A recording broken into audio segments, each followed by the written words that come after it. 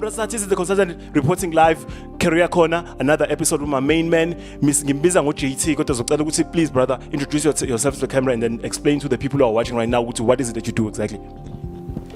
My name is Thembelani. I'm currently working as an application engineer at Optinam Solutions. Okay, what is an application engineer? What's application engineer? Yeah, so it's a software company. So part of our work to support our customers, like people who buy the software, and also to help if, for instance, they want to buy but they're not sure what they're going to use them for. So we show them some sort of a proof of what they can be used for, like we create some sort of a demo. And we also provide training on those software packages. What do you mean trading? Training as in, like, I mean, if you buy training.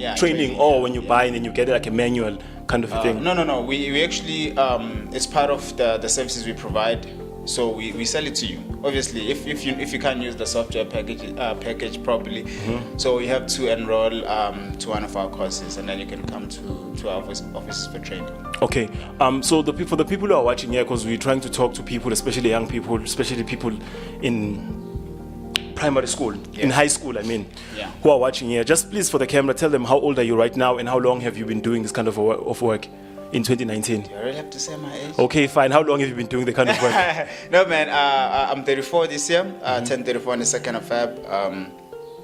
So I've really only sort of got a break in 2016, really. Okay. I mean, prior to that, it's just been like trying out a few things, like academically, and also in entertainment. Okay, let me stop you there, especially with the academics part. How long did it take you? I'm guessing you went through a varsity, you studied something. Just explain to us your education journey, because the person who's watching this must be informed. If I want to do what this young gentleman is saying he's doing right now, I need to be informed how long it takes and how much work does a person need to put in what you do. So I matriculated in 2002. Okay. In 2003, I got a gig. Sorry, I got a bursary to study metallurgy. Okay. But they required me to sort of do a bridging course, because I did my mathematics and science and physics in standard grade. So I did that in 2003. 2004, I got accepted at Wits. I did a year of metallurgy, but well, I mean, Joburg was, I was kind of overwhelmed. I didn't perform to the standard they wanted, so I'd say I got kicked out of Wits. Wow! So after getting kicked out of Wits, I then went to UJ. They accepted me to study mechanical engineering. So I did that for like 2 years. My second year, I don't know. I was introduced to an acting sort of space. So me and my friends, we decided, no, maybe it would be a good idea to just ditch school and try out some acting. So we attended acting classes at SABC. Wow. So that didn't end very well.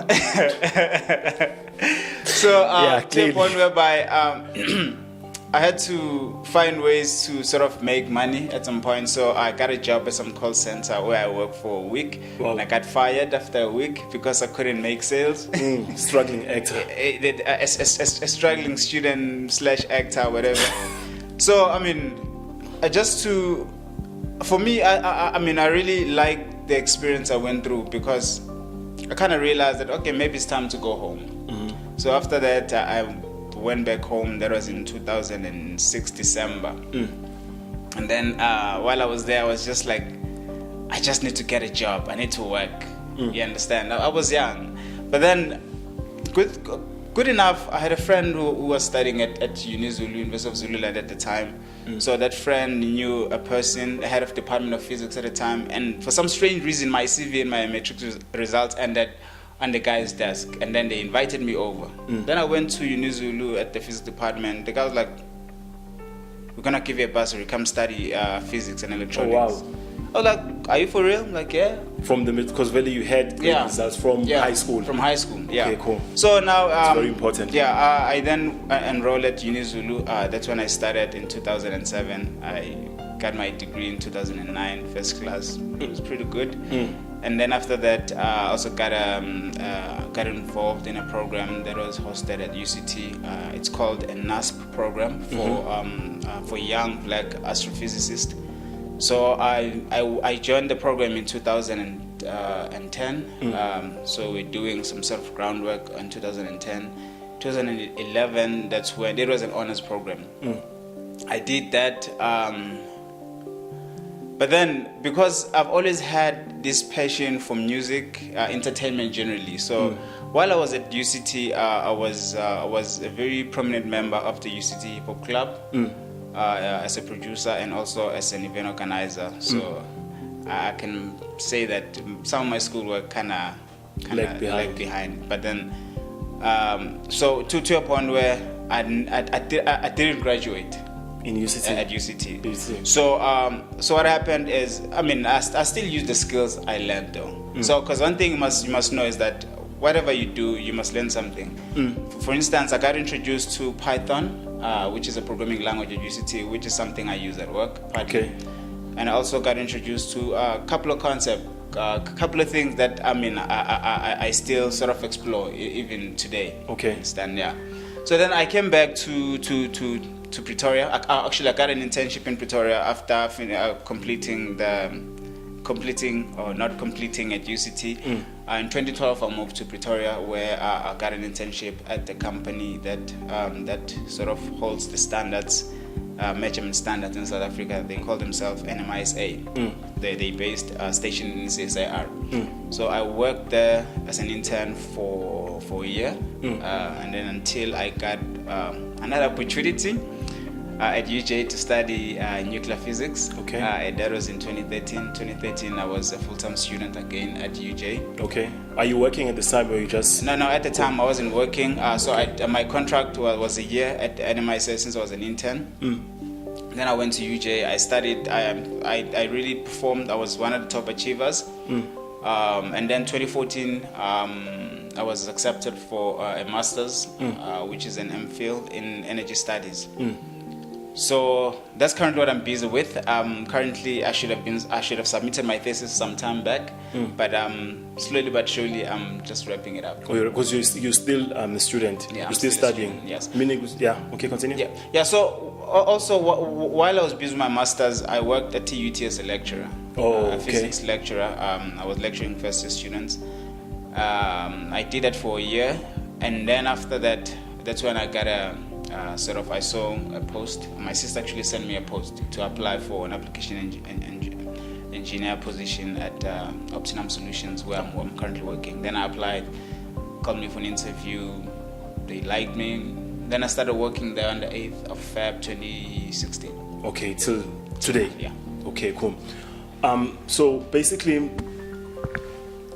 you've explained. I was going to ask you what are some of the basically obstacles that you faced during your education journey, from matric. Let me start from there, from matric up until now, because there's also life before high school now. Since we are encouraging people to actually know better about the careers, that's what we're doing here. We're trying to get people to understand more and know better about each and every career choice that you make. Because I remember when I was in high school, there wasn't stuff like this when we grow up. So some of the careers I only found out about them once I got older. I got friends. I was a student. I was studying something somewhere. A person who knows will win a prize for what I studied. Anyway, that's when I picked up how there's these things. Only when you get to varsity. So now some of the obstacles that you got while you were studying during your education journey, like if you can just go up on that. To be honest, I've been a well-behaved kid.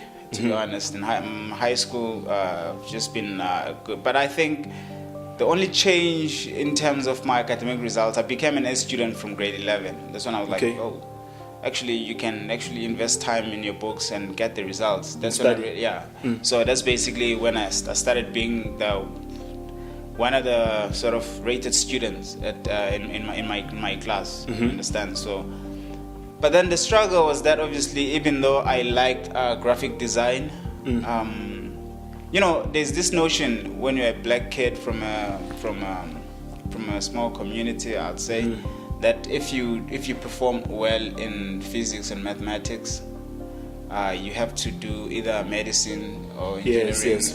You can't do anything non-sciencey. Okay. You understand? So I kind of feel like it's good that we're encouraging kids to actually go for this lucrative sort of career, career path. But I kind of feel like black parents need to sort of observe what their kids really like and maybe try to push them towards what they are interested in. Because I mean, I've been like an arty person, even though it wasn't so visible. I mean, I wish maybe I could have gotten a push to say, okay, how about you consider something artistic while I was still in high school? Yes. I mean, with proper guidance, I could have maybe excelled in that field. I could have been a force to be reckoned with in that art space. But because now you're in a space whereby we're in a time whereby, oh, you're good in maths and physics, go study engineering. Whatever engineering you'll fit in. Or go study medicine. Or do external science and all those fancy careers. You understand? So, I mean, I feel like the struggle for me, it was also a lack of exposure into other things that I was interested in. Oh, yeah. Yeah. So I'm guessing these are things maybe you found out about when you got older.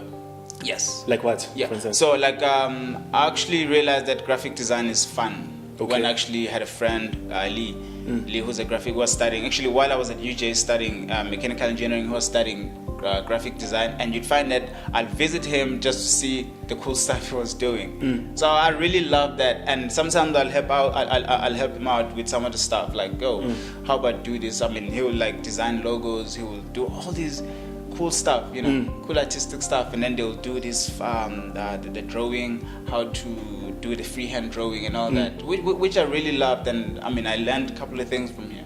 That's how I actually got to learn the basics of Photoshop and all these other Corel Draw and so forth. Oh, okay.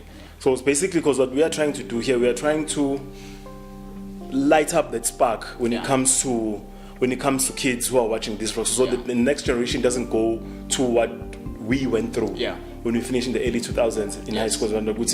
Know your options, know what you are capable at, and then start applying yourself and focusing your energy towards that goal. So by the time you reach matric, like, nobody can tell you. I mean, like, getting your matric is like a basic. It's very important. It's almost as important as, like, or even more, like, especially in South Africa, like getting a license, having a matric. That's true. Because there's people who are surviving literally with a license and a matric. They don't have anything else, but because they focus on whatever they were doing, they're able to make a successful living. That's what Career Corner is about. So just listening to your story, what I'm picking up from you is that a lot in the roots that you ended up being in right now, you did a lot of investing in studying and harnessing your craft. So just tell me, to wrap this up, what kind of places has your job or career taken, places you've seen just because of the job that you do right now, and cool stuff that you can say to people just to encourage them who want to do things like that, and the possibilities of where you can end up in the world? Well, I'd say that I've almost been to all the South African provinces. You can from Limpopo to Cape Town. I've been to all those provinces. I've also been to Swaziland. Okay. I've also been to the US. Wow, where in the US? In the US, I went to Florida, Orlando. Okay, where are you going there for? So there, it was actually a company event where we invited and set up from the company I work for. So what we're doing was just like to sort of it was more of the workshop type thing where people were presenting stuff, because I mean, obviously when you're working in a software space, there's always development in that software packages that you might be selling. So some people will be presenting what's new, what's going to be coming up in 2019, and also what other things to consider when we talk to clients, and also some of the successes in 2018, like what was good. And also there was a guest speaker, I forgot his name, but the guy who started Khan Academy. And I think, I mean, if you're watching this, go check out Khan Academy online if you're in matric. They really help with mathematics, physics, and I mean, almost they cover everything like that you might need in high school. And it's for free.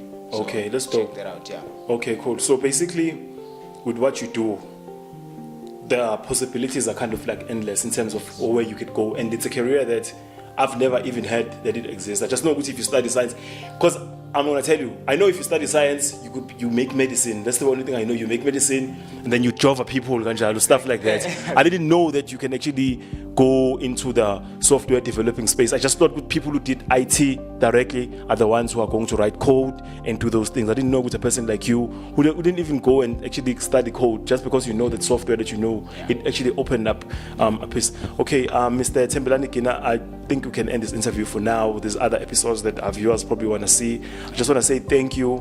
And any message that you can leave to a person who's interested in studying and pursuing a career that you are currently on right now, what do you think they should do just to wrap this up? Okay, just a piece of advice to everybody. It can be young or old. Just be on your own path. Because sometimes I feel like as young people, we tend to look what other people are doing and put ourselves under unnecessary pressures as to like, okay, I need to get there. And sometimes you end up cutting corners. Yes. So like just become to what you're doing and do it to the best of your ability, and just stick, just be in your lane. Yeah. And then eventually things will happen. Will happen. Okay, cool. Guys, thank you. It's been another episode of Career Corner. Hope you guys watch some of the videos that we drop here. We try to drop as much content as we can so that our kids get the better of this education system that we are in, Anjal. If you know anybody who wants to study what this gentleman just said, please tag them and share the link with them. Copy the link, share it, and make sure that people are engaged and we start this dialogue. And when we talk to people, and then we equip especially our young people for the future. My man. Yeah. Just another thing. I mean, if there are people who are keen on like learning maths and physics, or they're struggling with maths and physics, feel free to be in contact with me. Okay. I can help out. I mean. Let's just give them your socials. On Twitter, I am Thembelani_Gina. Yeah. On Facebook, Thembelani Gina. Yeah. On Instagram is also Thembelani_Gina. Okay, cool. So you can hit my man up. He'll sort you out. He will sort you out, my friend. He'll sort you out. Okay, my man. Before we go, can you just say ratata career corner ratata? Ratata career corner ratata. As my man, Mr. Gina. Thanks, bro. Short. Excellent. Cut. We out.